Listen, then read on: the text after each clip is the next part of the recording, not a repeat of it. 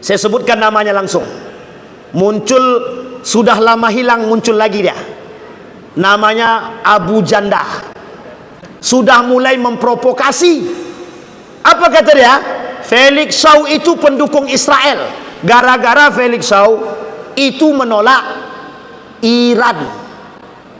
Tapi kalau yang sebelahnya, ada orang yang menolak Israel, dituduh dia Syiah. Sama-sama musuh, kata dia.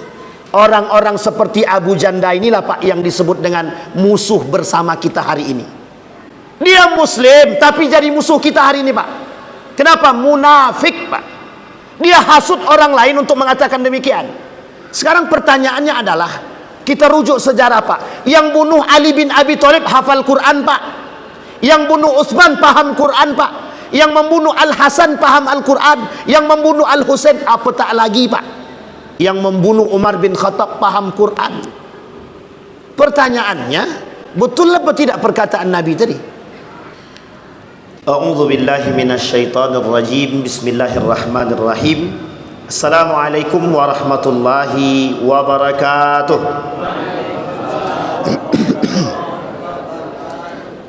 Alhamdulillahi rabbil alamin. Alhamdulillahilladzi arsala rasulahu bil huda wa dinil haqq liyudhhirahu 'ala ad-dini kullih wa kafa billahi shahida. Asyhadu an la ilaha illallah wahdahu la syarika lah wa asyhadu anna Muhammadan 'abduhu wa rasuluhu la nabiyya ba'd. Allahumma salli wa sallim wa barik 'ala hadzal nabiyyil karim. Allahumma salli 'ala Muhammad wa 'ala ali Muhammad fil 'alamin innaka Hamidum Majid. Ya ayyuhan nasu ittaqu rabbakumul ladzi khalaqakum min nafsin wahidah wa khalaqa minha zawjaha wa batha minhuma rijalan katsiran wa nisaa'a wattaqullaha alladzi tasaaluna bihi wal arham innallaha kana 'alaikum raqiba. Puji syukur kehadirat Allah dengan mengucapkan alhamdulillahirabbil alamin. Berselawat kepada Nabi dengan mengucapkan Allahumma salli ala Muhammad wa ala ali Muhammad fil alamin innaka Hamidum Majid. Mudah-mudahan di malam hari ini Allah meridai, memberikan rahmatnya dan memberkahi untuk kita semua. Semoga kita husnul khatimah dan istiqamah dalam kebaikan dan ketaatan. Allah anugerahkan anak yang saleh dan salehah, rumah tangga yang mawaddah, sakinah, mawaddah warahmah. Untuk orang tua kita yang telah mendahului kita, Allah tempatkan di tempat terbaik di sisinya. Allah terima amal ibadahnya. Allah kumpulkan bersama orang-orang yang saleh. Untuk orang tua kita yang masih hidup, Allah sehatkan, Allah kuatkan, Allah limpahkan rezeki, istiqamah, husnul khatimah, dan insya Allah kita termasuk anak-anak yang berbakti kepada orang tua. Amin ya rabbal. Baik Bapak Ibu sekalian yang berbahagia, bagaimana kabarnya Bapak Ibu, sehat semua? Alhamdulillah sehat ya. Setelah makan kerbau, kok bau tu ah? Sapi. Jadi kalau lah makan sapi itu nampak terang sikit, tapi setelah nampak terang tu terbitlah gelap. Biasa ngantuk maksudnya. Kalau dah kenyang tu terbitnya ngantuk Pak. Baik Bapak Ibu sekalian yang berbahagia, saya tanya sama Pak Ketua, apa judul kita malam ni? Judulnya seperti yang beliau sampaikan di akhir kalimat tadi, menjaga persatuan umat. Ini berat nih Pak, menjaga persatuan umat. Dari kalimat yang beliau sampaikan, saya petik satu hadis dari baginda Nabi Muhammad SAW. Kita coba rangkum hadis ini saja yang kita kaji. Kata baginda Nabi Muhammad SAW, yushiku al-umam an tada'a alaikum kama tada'a al-akillah ila qas'atiha. Kata Nabi, hampir saja seluruh umat muslim ini diperebutkan bak seperti makanan. Hampir saja seluruh umat muslim ini diperebutkan seperti makanan oleh orang-orang yang memang sangat kelaparan seperti bak binatang buas. Kemudian faqala qailun wa min qillatin nahnu yawma idzin ya Rasulullah. Kata para sahabat, apakah ketika itu jumlah kami sedikit wahai Rasulullah? Dijawab sama Nabi, la, bal antum kathir kagusa'is sail. Tidak, kata Nabi, jumlah kalian banyak seperti buih di lautan. Kemudian sahabat bertanya terus, kata Nabi, walakinnakum dhaif, tapi kalian lemah. Pertanyaannya adalah, mengapa kita lemah? Mengapa umat muslim, kata Nabi, di akhir zaman itu lemah? Kemudian disampaikan, kata baginda Nabi Muhammad sallallahu alaihi wasallam, penyebab kelemahan kalian terjangkit penyakit wahan, kata dia. Mahwal wahnu, apa itu wahan? Al wahnu hubbud dunya wa karahiyatul maut. Kata Nabi, wahan itu cinta dunia dan benci dengan kematian. Sampai di sini bisa dipahami Bapak-Ibu? Hadis pertama. Hadis yang kedua, kata baginda Nabi Muhammad sallallahu alaihi wasallam, kata Nabi, tidak akan terjadi hari kiamat, kata Nabi, sampai orang muslim itu yang kuat menindas yang lemah, yang lemah menindas yang kuat, kata Nabi. Tidak akan terjadi hari kiamat yang keras menindas yang lemah tertindas oleh yang keras. Oleh sebagian ulama mengatakan, yang punya kekuatan menindas yang lemah, dan yang lemah selalu tertindas karena tak memiliki kekuatan. Bapak Ibu sekalian yang berbahagia, kita coba kuliti hadis ini terlebih dahulu. Hadis yang pertama, umat muslim di akhir zaman nampak di tengah kita hari ini. Jumlah umat muslim terbesar di dunia ada di negara Republik Indonesia. Jumlah terbesar. Jumlahnya banyak tak sedikit. Kalau digabungkan di dunia ini, itu Islam nomor 1, Islam tak nomor 2. Pertanyaannya banyak apa sedikit? Banyak. Tapi mengapa Nabi kata kita ni lemah? Kita ambil contoh, Saudi tunduk, Dubai tunduk, Kuwait tunduk, kemudian Oman tunduk, Bahrain tunduk. Pertanyaannya, Indonesia tunduk apa naik? Itu Bapak Ibu yang jawab ya, saya nak jawab tuh.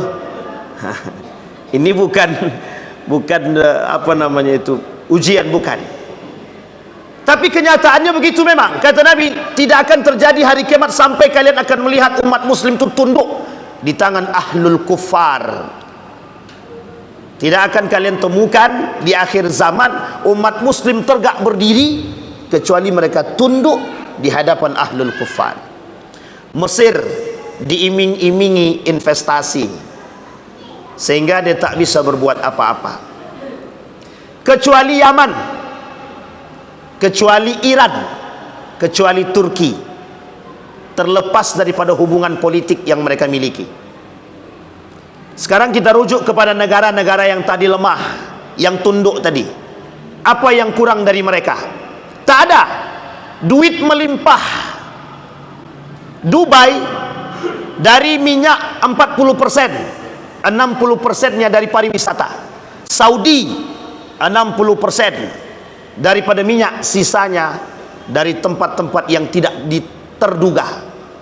Dari haji, umroh banyak sekali. Pertanyaannya, mengapa umat muslim masih belum mampu kuat? Ketika Palestina dibombardir habis-habisan, siapa yang paling lantang berbicara? Yang paling lantang berbicara dan berani membombardir Israel, berdiri dengan gagahnya, dia kata Iran.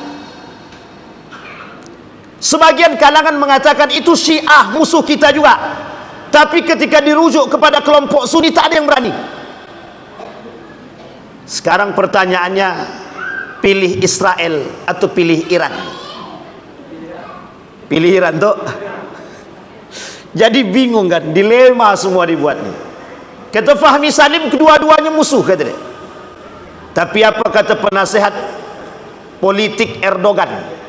Dr. Gomez. Dr. Gomez. Kata Dr. Gomez, penasehat politik Erdogan, kita harus dukung Iran, tapi kita wajib berhati-hati dari pengaruh paham Iran. Coba bayangkan, ini bukan sentimen Pak. Jadi saya ingin kasih tahu Bapak, kemarin saya bilang hati-hati dengan Syiah, banyak yang mencaci maki saya. Bapak boleh tengok di YouTube itu, banyak sekali yang mencaci maki, hampir 6.000 komentarnya negatif semua. Sewaktu saya bela Iran, kena caci maki juga, 6.000 juga yang mencaci maki itu Pak. Rata-rata komentarnya negatif semua. Pertanyaan yang betul yang mana itu? Bela salah, tak dibela salah. Sampai di sini pahami Bapak Ibu. Artinya Bapak Ibu, dari poin sini kita nampak umat muslim itu mudah sangat dipecah belah karena urusan sepele saja.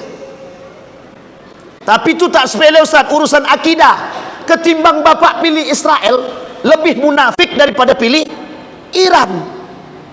Bapak pilih Iran belum tentu munafik, Bapak pilih Israel jelas munafiknya. Kenapa kok jelas munafiknya? Kita bantu Israel. Sekarang perhatikan baik-baik. Saya ingin sampaikan kepada Bapak Ibu semua cara Inggris menghancurkan umat muslim. Ini kaitannya dengan persatuan.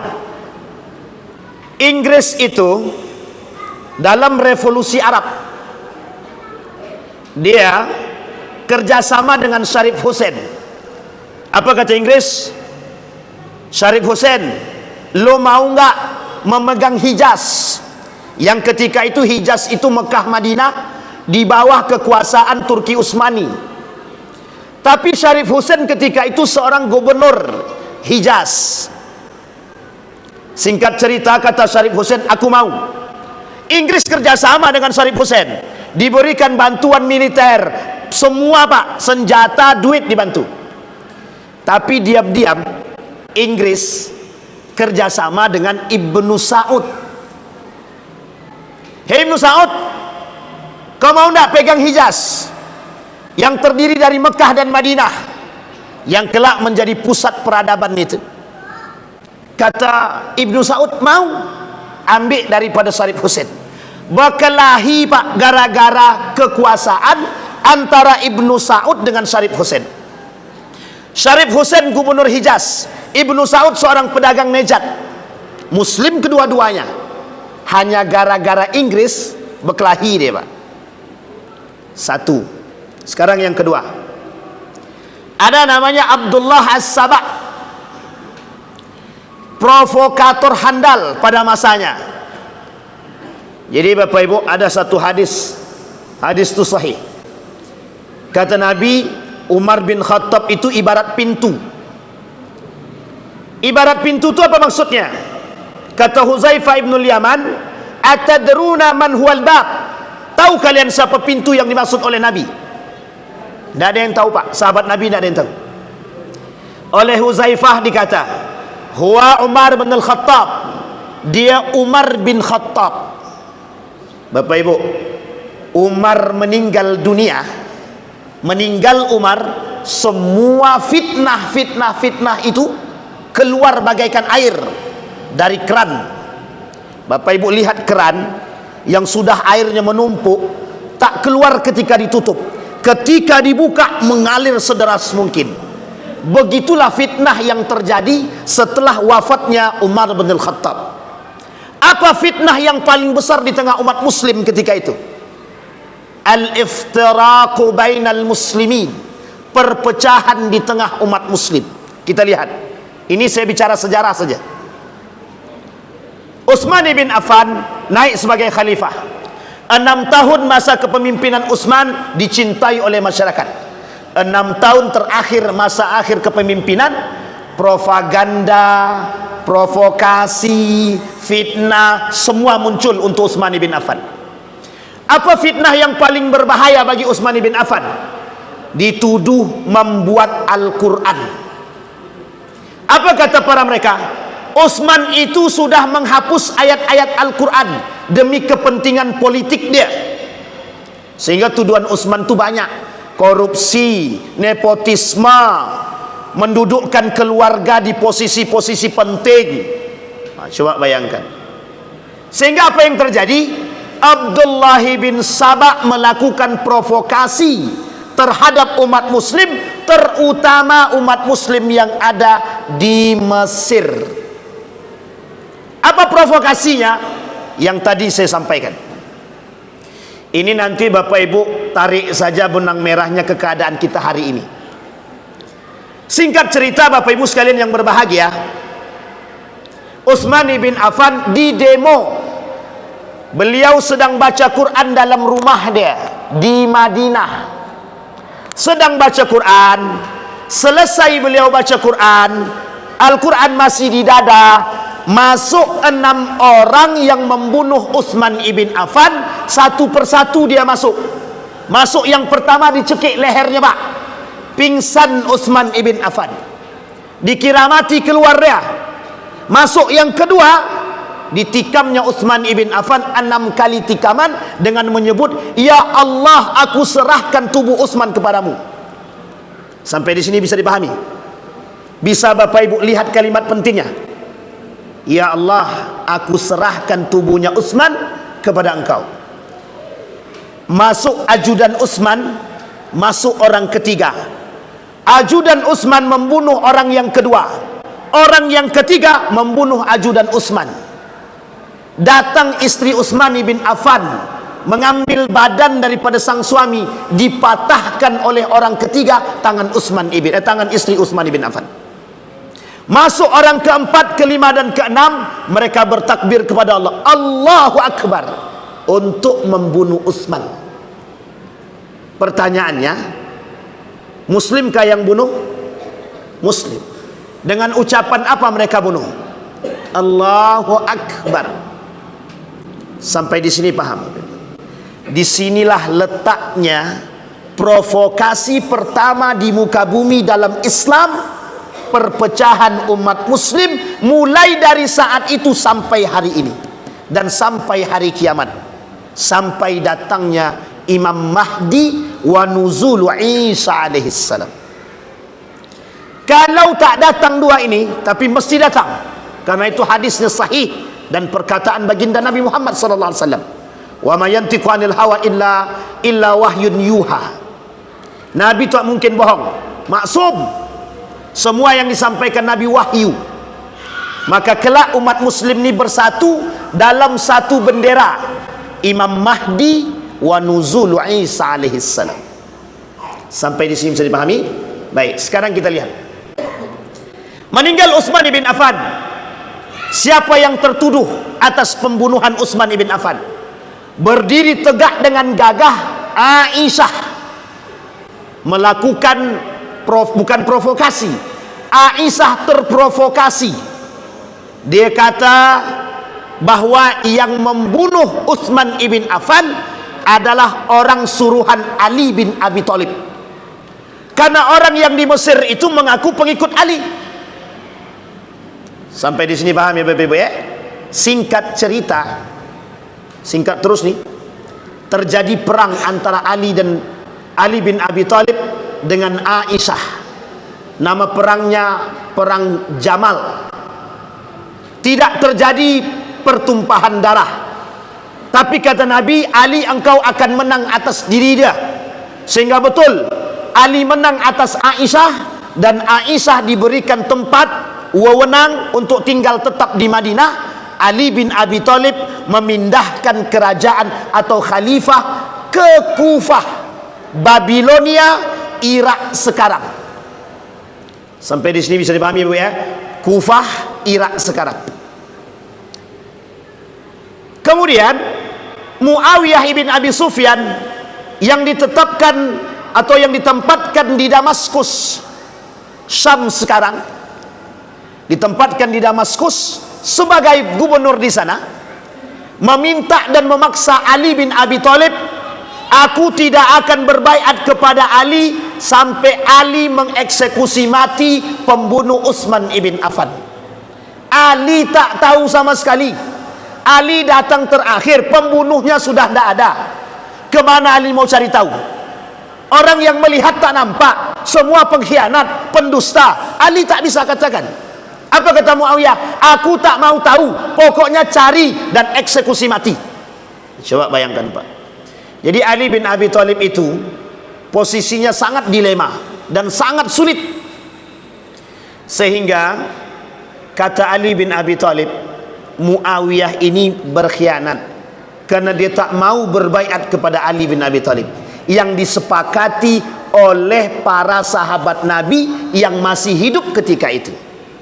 Singkat cerita, terjadi perang antara Ali dengan Muawiyah. Apa nama perangnya Bapak Ibu? Nama perangnya Perang Siffin. 45.000 meninggal dari kalangan Muawiyah, 25.000 meninggal dari kalangan Ali bin Abi Thalib. Pertanyaannya, siapa yang menang? Siapa yang menang Bapak Ibu? Ali atau Muawiyah? Dari kalangan Ali 25.000 yang meninggal, dari kalangan Muawiyah 45.000 yang meninggal. Yang menang yang mana? Ali bin Abi Thalib. Pertanyaannya, selesaikah sampai di situ? Tidak. Kata Muawiyah, aku ni mesti kalah. Oleh Muawiyah diambil tombak, diambil Al-Quran, diikatlah Al-Quran di situ, diangkat sebagai bentuk arbitrase at-tahkim, perdamaian. Hasil negosiasi antara pihak Ali dengan pihaknya Muawiyah, termasuk negosiatornya adalah Abu Musa al-As'ari. Bapak Ibu, 45.000 tambah 25.000, berapa jumlahnya? 70.000. Pertanyaannya, mati sia-sia atau mati betulan? Mati betulan Pak, tapi sia-sia matinya Pak. Kenapa kok sia-sia? Mereka berkelahi sesama muslim Pak, sesama muslim, hanya karena provokasi Abdullah bin Sabah. Coba bayangkan, sekarang umat muslim dibuat begitu, diprovokasi agar kita berkelahi.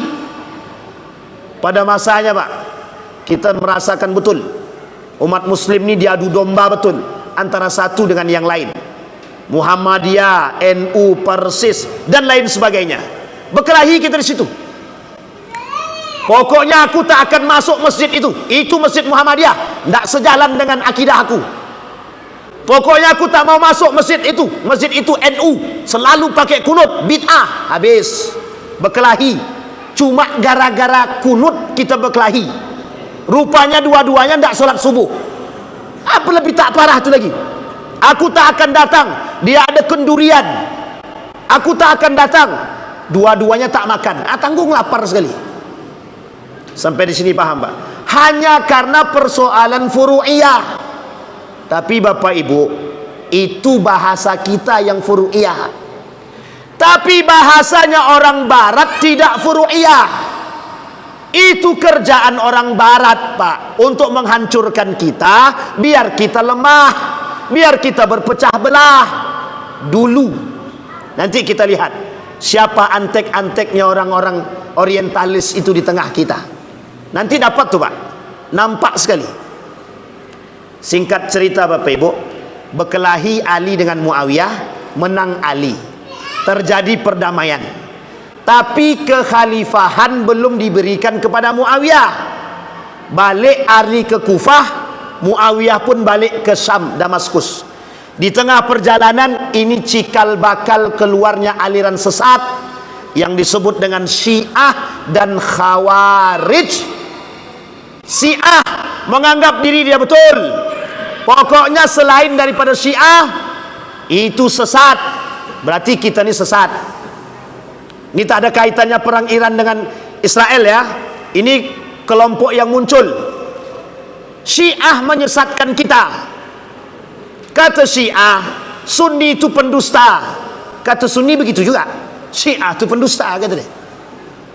Tapi Bapak Ibu, Syiah pernah berjaya pada masanya oleh dinasti Safawiyah yang kelak menjadi dinasti yang berkhianat kepada Turki Utsmani. Singkat cerita lagi, muncul kelompok kedua, namanya Khawarij. yang membunuh siapapun yang tak sejalan dengan mereka. Dulu benih-benih pemikiran Khawarij ini sampai ke Indonesia. Bapak Ibu mungkin pernah dengar yang sudah tua-tua, ada namanya LDII, bukan, DIITII. Tahu DIITII? Daulah Islam Indonesia. Itu dulu yang masuk DII, keluar daripada TII ditembak mati. Kalau tak sejalan, pokoknya tembak. Bashar Assad, pimpinan Suriah pada masanya, mewajibkan militer kepada anak muda. Setelah mereka wajib militer, tidak ada kewajiban solat bagi para militer. Sesat apa tidak? Bashar Assad Syiah.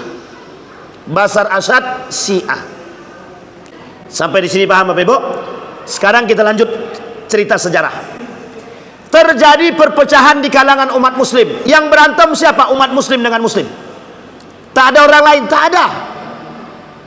Kemudian Ali balik ke Kufah. Kemudian terjadi perang selanjutnya. Sebelum Ali ingin memerangi Muawiyah kembali, terjadi perang selanjutnya dengan perangnya kaum Khawarij yang dikenal dalam sejarah perang Nahrawan. Nah, nanti kapan-kapan Bapak Ibu minta sama ketua untuk kaji itu perang-perang yang saya sebut tadi.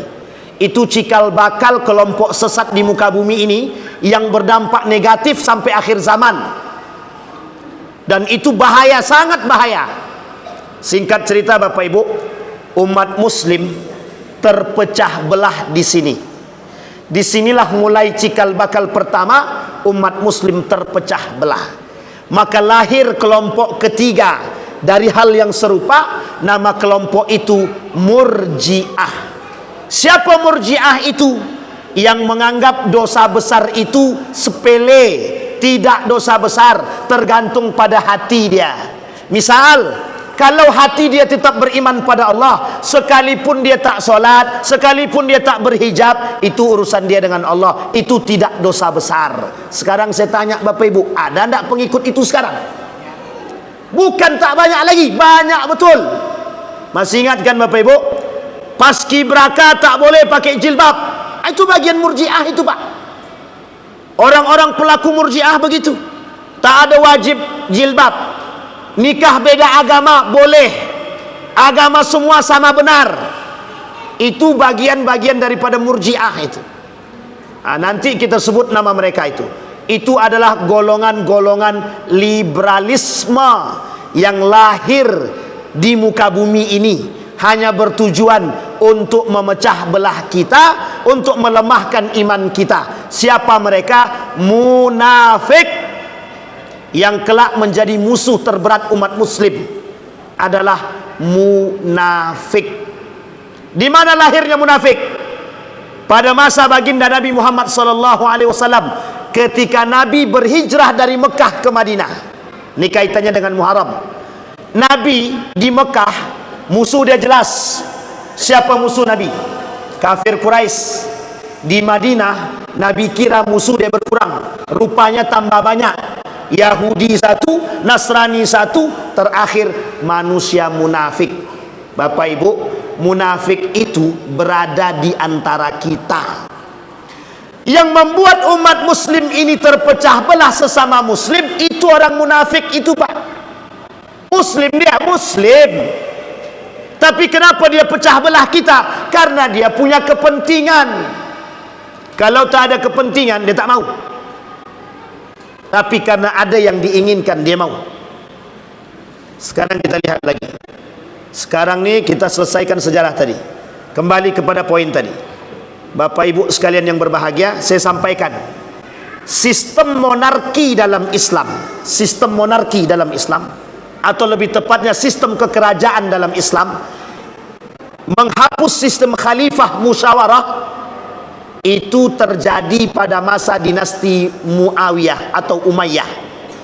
Dimulai oleh Muawiyah ibn Abi Sufyan, yang menunjuk anaknya Yazid ibn Muawiyah menjadi khalifah, yang oleh ulama Syam, Damaskus, disepakati akan kefasikannya.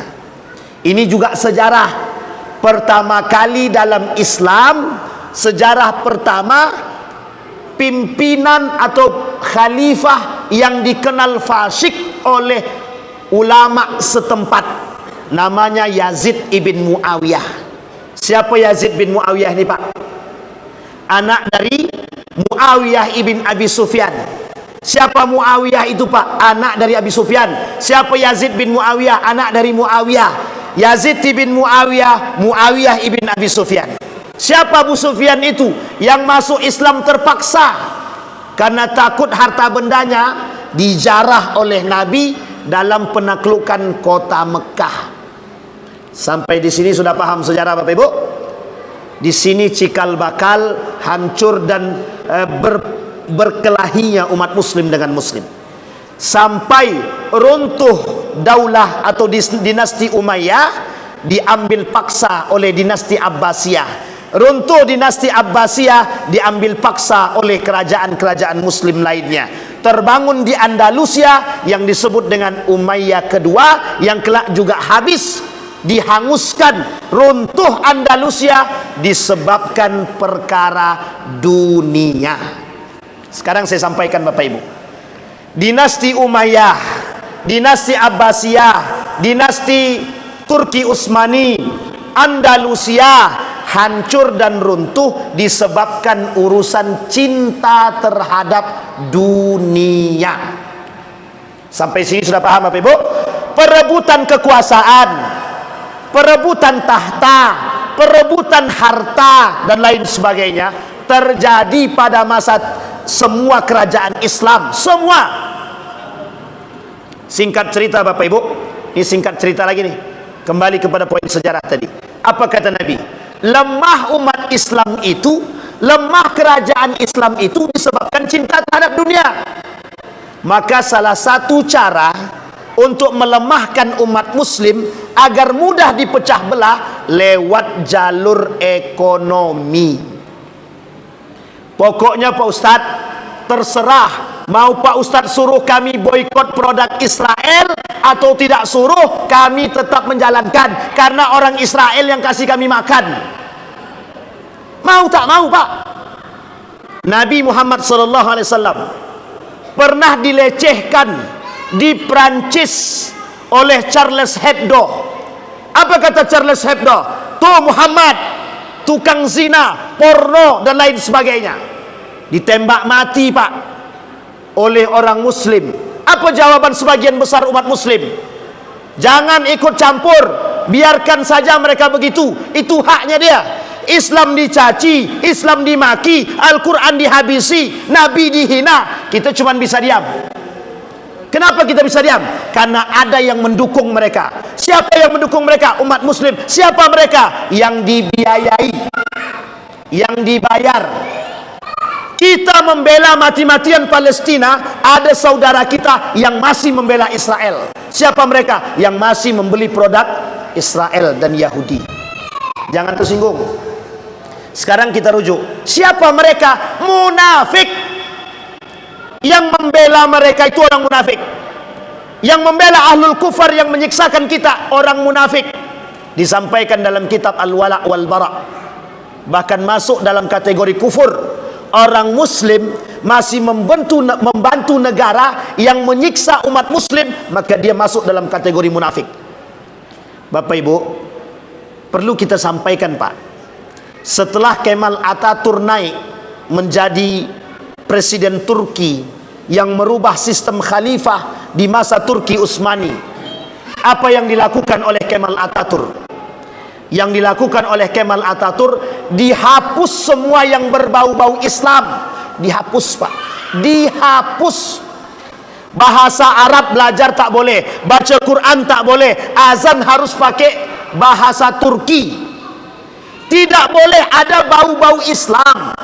2017 saya keluar dari universitas, salah satu universitas, mengambil gelar S2.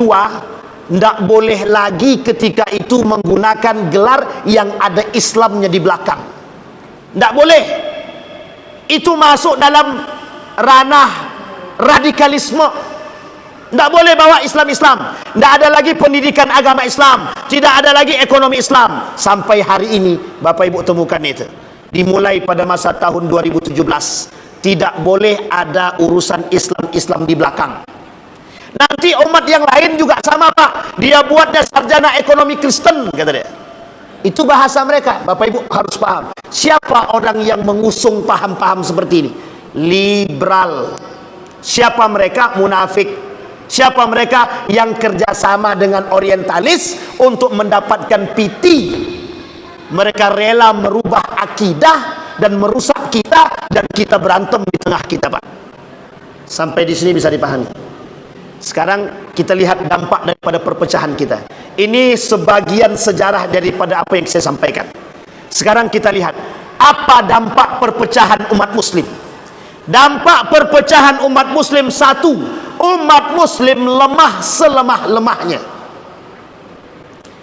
Yang kedua, hilangnya perhatian muslim sesama muslim. Apa kata Syekh Hasim Al-Ash'ari dalam kitab Risalah Ahlus Sunnah wal Jamaah? Di hadis, ada 30 hadis tentang tanda datangnya akhir zaman. Beliau bilang begini, poin pertama, tanda kiamat itu hilangnya perhatian muslim terhadap muslim. Padahal umat muslim terhadap muslim itu punya kewajiban. Hakul muslim alal muslim sittun. Kalau hak, Pak, berarti wajib. Kalau tak dilakukan berarti dosa. Bapak Ibu diundang makan kambing di masjid Al-Huda. Kalau tak datang tanpa uzur, bagaimana? Kalau sengaja tak datang, tidak sakit, tanpa uzur, dosa, Pak. Apalagi tetangga kita yang memanggil. Kembalikan pada poinnya, Pak.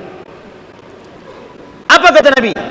Kata baginda Nabi Muhammad SAW, kelak di akhir zaman itu perhatian umat muslim sesama muslim hilang. Terbukti, Pak, hari ini. Oh, itu Muhammadiyah bukan bagianku. Oh, itu NU bukan bagianku. Iftaraqa min ummati, kata Nabi. Kelak golonganku umat muslim ini, Nasrani 71, Yahudi 72, Islam 73. Semuanya masuk neraka kecuali satu, Ahlus Sunnah wal Jamaah. Pertanyaannya, kita disatukan dengan iman, kita disatukan dengan akidah, kita disatukan satu Tuhan, satu Nabi, satu Al-Quran. Kok bisa kita caci maki sama-sama? Yang satu mengkafirkan, yang satu mencaci, yang satu memaki. Akhirnya saling caci maki bolak-balik, Pak. Yang untung siapa?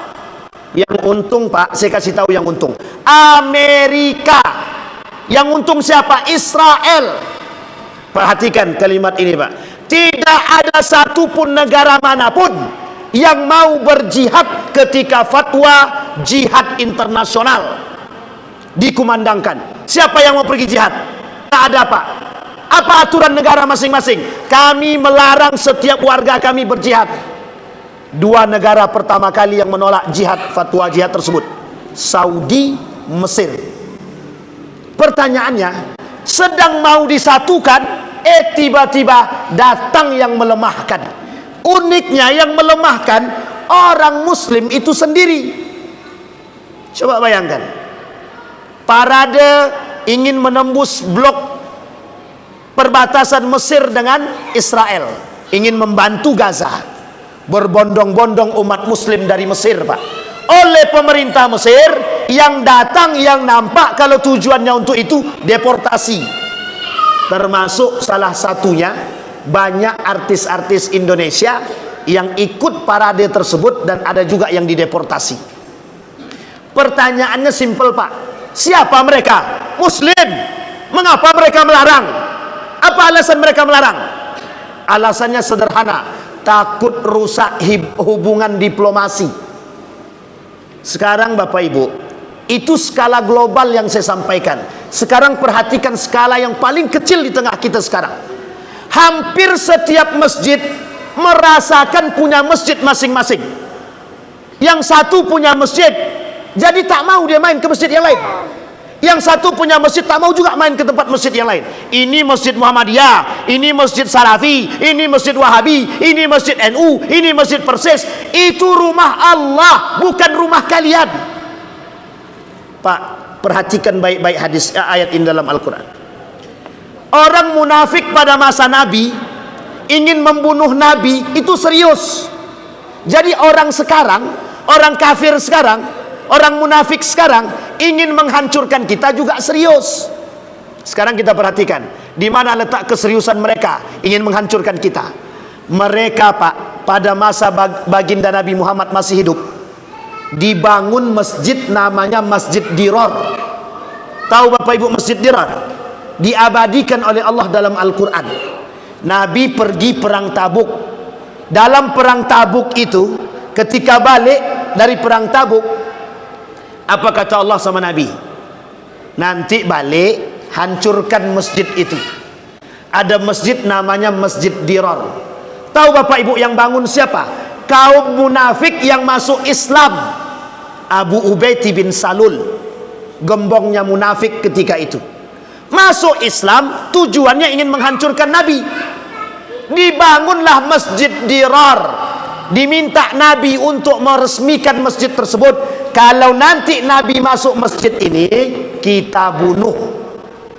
Cuma dia lupa, Nabi ini Nabi. Ada Allah. Pulang Nabi dari perang Tabuk, kemudian kata Nabi, hancurkan masjid itu. Dihancurkan, Pak. 500 meter dari Masjid Kuba. Di depan Masjid Kuba, 500 meter di depannya itu ada masjid dinamakan Masjid Dirar, sudah dihancurkan. Tujuan masjid itu dibangun hanya untuk memecah belah umat muslim dan membunuh baginda Nabi Muhammad SAW. Pertanyaan saya, ada enggak sekarang begitu? Ada enggak sekarang begitu yang membangun masjid untuk memecah belah umat? Kalau ada, beda tipis dengan Masjid Dirar. Sampai di sini paham Bapak Ibu? Harus kita pahami. Jadi Bapak Ibu sekalian yang berbahagia, betapa beratnya kita ketika ingin mengangkat persatuan, ternyata yang merusak bukan dari jauh, belakang kita sendiri, Pak. Siapa mereka? Munafik. Maka Bapak Ibu sekalian yang berbahagia, inti poin sebelum kita tutup. Inti poin sebelum kita tutup. Allah bilang dalam Al-Quran, wa'tasimu bihablillah. Ingat kalimat ini, Pak. Wa'tasimu bihablillah. Kita diperintahkan menyambung silaturahim itu karena Allah. Kita diperintahkan bersatu itu karena Allah. Kita diperintahkan menegur saudara kita karena Allah. Perhatikan kalimat ini kata Nabi. Kelak di akhir zaman, la taqumus sa'ah hatta yusallimu ala man arafa wa la yusallim ala man araf man la ya'rif. Kelak akan terjadi di akhir zaman kata Nabi, orang hanya memberikan salam kepada yang dia kenal, dan yang tidak dia kenal dia tak mau salam. Oleh para ulama diterjemahkan, apa maksudnya? Kata para ulama, kelak banyak orang-orang yang hanya menegur golongan dia tak mau tegur golongan yang lain. Dan itu disampaikan, Pak. Itu kita alami hari ini. Betapa mudahnya umat muslim hari ini dipecah belah, Pak, karena urusan sepele. Padahal kata Yusuf Al-Qardawi, mbok tengok baik-baik, Tuhannya sama, nabinya sama, Al-Qur'annya sama. Apa yang membuat kita berpecah belah? Perhatikan hadis Nabi. Kata Nabi, akan muncul suatu masa nanti, kata Nabi, manusia yaqra'ul Qur'an hatta fi unuq. Yaqra'unal Qur'an hatta fi unuq. Mereka cuman baca Quran cuman sampai di tenggorokan. Yang membuat kita hancur, yang merusak kita, yang mencaci maki kita, yang memecah kita, bukan hanya dari golongan luar, tapi umat muslim. Siapa mereka? Yang membaca Al-Quran cuman sampai di tenggorokan. Artinya apa? Tidak paham makna Al-Quran. Kalimat terakhir dari Nabi, sebenarnya bukan terakhir, panjang Pak, tapi saya ambil intinya aja. Kata Nabi, inna munafiqi ummati qurra. Kelak di akhir zaman, banyak dari umatku yang hafal Quran tapi munafik, kata dia. Jangan salahkan saya, salahkan yang ngomong. Kalau berani, mesti tak berani kan, karena yang ngomong baginda Nabi. Kata Nabi, kelak banyak orang-orang yang hafal Quran, mengerti Al-Quran, tapi dia munafik. Maksudnya apa? Yashtaruna bi ayati thamanan qalila. Banyak orang-orang dengan agama yang dia miliki, kelak mereka menjual agama demi kepentingan pribadi mereka sendiri. Artinya Pak, kita dipecah belah oleh mereka. Kita sudah bersatu, nanti ada tukang hasut. Jangan kau percaya kepada ustadz itu lagi, percaya aja kepada ustadz kami. Satu sana begitu juga, jangan kau percaya kepada ustadz itu lagi, percaya saja kepada ustadz kami. Pertanyaannya, tak bisakah kita bersama? Sudah jelas musuh kita Syiah, sudah jelas musuh kita orang kafir, kok mau ditambah lagi musuhnya itu? Sampai di sini paham Bapak Ibu? Kita ambil contoh paling sederhana, yang paling sederhana, dilematis sikapnya orang mukmin hari ini terhadap antara membela Israel ataupun Iran. Nggak perlu dilema Pak, ini adalah cara mereka agar kita berpecah belah. Ini Pak, posisi bagi Amerika dalam urusan ideologi untuk merusak dan memecah belah kita. Yang membela Israel munafik, yang membela Syiah munafik. Terus siapa yang mau kita bela? Ketika Israel dibombardir, ketika Palestina dibombardir oleh Israel, mana negara-negara Sunni yang berani? Tidak ada selain daripada Yaman. Tidak ada Pak. Tiba-tiba datang Iran yang bertolak belakang dari kita pahamnya, yang memang punya permusuhan dengan kita pada masanya. Akhafud dararain, kata para ulama. Cari yang paling kecil Pak, cari yang paling sederhana dosanya, cari yang paling kecil Pak, yang paling kecil kemaksiatannya. Kita bela Israel, jelas munafik, dia kufar, musuh kita di akhir zaman. Tapi kalau kita bela Iran, meskipun pada hakikatnya ada permusuhan, tapi kita masih satu Tuhan Pak. Syiah, Iran masih yakin bahwa Allah dan baginda Nabi Muhammad SAW, masih bersyahadat. Hanya saja ada tambahan. Ini poin penting Pak. Datang kelompok liberalisme. Apa kata liberalisme? Yang membela Iran berarti dia Syiah, itu musuh negara kita, hancurkan. Yang membela Israel, nah ini sama Pak. Jadi ini sekarang saya sampaikan namanya langsung, boleh kan? Boleh aja kan? Ini Bapak Ibu boleh cek live streaming ya, tidak apa-apa lah, biarin aja lah. Saya sebutkan namanya langsung. Muncul, sudah lama hilang, muncul lagi dia. Namanya Abu Janda. Sudah mulai memprovokasi. Apa kata dia? Felix Shaw itu pendukung Israel. Gara-gara Felix Shaw itu menolak Iran. Tapi kalau yang sebelahnya, ada orang yang menolak Israel, dituduh dia Syiah. Sama-sama musuh kata dia.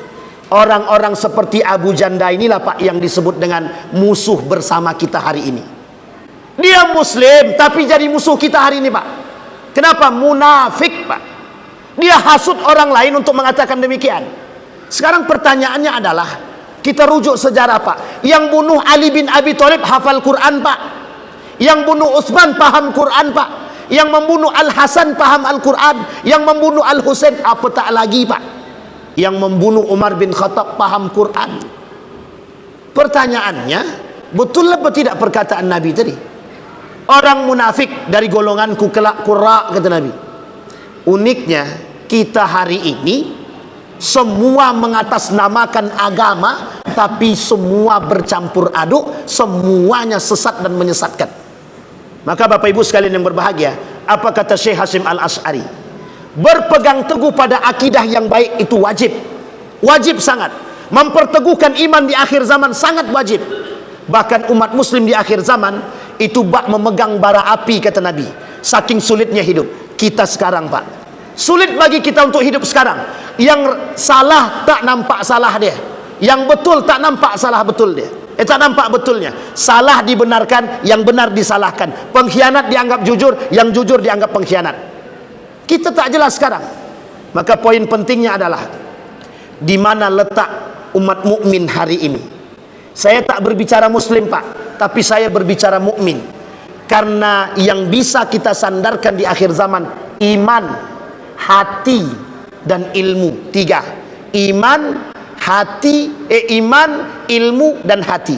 Kemana kita letakkan hati kita? Kalau kita umat muslim mau bersatu, maka kedepankan iman, kedepankan ilmu, kedepankan hati. Kalau kita kedepankan nafsu, kalau kita kedepankan apa namanya itu, asabiyah. Asabiyah itu fanatik, fanatisme. Maka sampai kapanpun kita tak akan bersatu.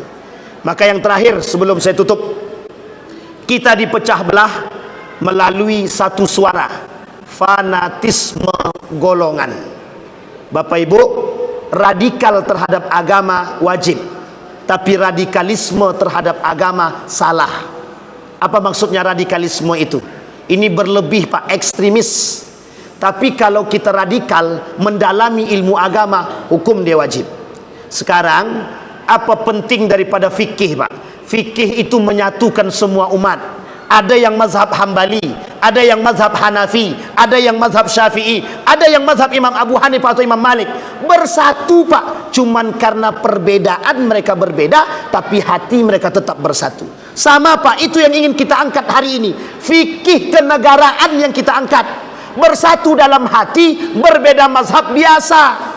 Maka kata ketua tadi, ini masjid kita bersama. Betul Pak, masjid kita bersama. Rumahnya Allah, Baitullah.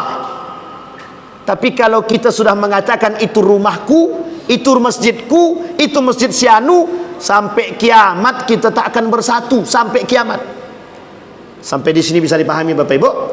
Jadi kunci persatuan kita hari ini memandang dengan mata, memandang dengan iman, dengan ilmu dan hati. Buka baik-baik. Sadarkan diri kita sekarang. Karena kita hari ini sedang diporak-porandakan. Maka Bapak Ibu sekalian yang berbahagia, kalau bukan kita, pertanyaannya, kalau bukan kita, siapa lagi? Maka di mana dasar pertama yang harus kita bangun? Dari masjid. Masjid ini sentral peradaban Islam. Masjid ini sentral persatuan Muslim. Jadi jangan lagi dimau dikotak-kotak oleh siapapun. Kalau ada orang yang datang mengkotak-kotakkan kita, mohon maaf, usir dia Pak. Kalau ada orang yang datang mau mengkotak-kotakkan kita, kata Nabi, nampak kalian orang Khawarij, bunuh, kata Nabi. Cuman kita tak boleh bunuh di Indonesia Pak, ada undang-undangnya Pak. Sampai di sini bisa dipahami Pak. Jadi sebegitulah kerumitnya masalah kita hari ini, dan mereka senang kita dipecah belah. Dan alhamdulillah melalui tahun baru ini Bapak Ibu sekalian yang berbahagia, kita lihat ada banyak para ulama sekarang mengajak pada satu sisi. Apa kata para ulama? Yuk kita bersatu, yuk kita lihat saudara kita Israel membunuh Palestina, dengan Palestina kita bersatu. Karena mohon maaf Bapak Ibu, kelak akhir zaman, akhir hijrah kita umat muslim mukmin ini ada di Palestina. Jadikan Palestina ini poros persatuan kita. Kesampingkan ideologi, tapi tetap berhati-hati. Tumbuhkan persatuan untuk melihat, jauhkan perbedaan tanpa ada persaingan. Mudah-mudahan dengan apa yang saya sampaikan ini membuka mata kita bahwa kita sedang diobrak-abrik. Mudah-mudahan hati kita, iman kita, ilmu kita berkata dengan baik untuk tetap menjunjung tinggi persatuan dan perdamaian. Al-ittihadu asasun najah. Kita bersatu, itulah sarang kesuksesan Pak. InsyaAllah mudah-mudahan dari Masjid Al-Huda ini kita bangun persatuan kita, kita hilangkan suuzon kita, kita hilangkan fanatisme kita. Mudah-mudahan setiap kelompok yang solat di sini merasa nyaman. Amin ya rabbal. A'udzubillahi minasyaitonir rajim. Bismillahirrahmanirrahim. Alhamdulillahirabbil alamin. Hamdan syakirin, hamdan naimin. Hamdan yuafi ni'amahu wa yukafi'u mazidah. Ya Rabbana lakal hamdu kama yanbaghi li jalali wajhikal karim wa azim sultanik. Allahumma faqihna fid din wa 'allimna ta'wil. Allahumma ansur man nasara ad-din wa akhdhul man khadhal muslimin. Allahumma arinal haqqa haqqan warzuqna ittiba'ah wa arinal batila batila warzuqna ijtinabah. Allahumma ansur man nasara ad-din wa akhdhul man khadhal muslimin. Allahumma ansur ikhwanana al-mujahidin fi Palestin wa fi Gaza wa fi kulli makan. Allahumma dammiril yahud. Allahumma ahlikil kafarata wal mubtadi'ata wal musyrikin a'da'aka a'da'ad din. Allahumma alif qulubana ala kalimatika la ilaha illallah. Allahumma alif qulubana bainal muslimina wal muslimat ya rabbal alamin. Allahumma anfa'na bima 'allamtana warzuqna 'uluman tanfa'una fid dini wad dunya wal akhirah. Rabbana hab lana minas salihin. Rabbana hab lana min azwajina wa dhurriyyatina qurrata a'yun waj'alna lil muttaqina imama. Rabbana atina fid dunya hasanah wa fil akhirati hasanah wa qina azaban nar. Walhamdulillahi rabbil alamin.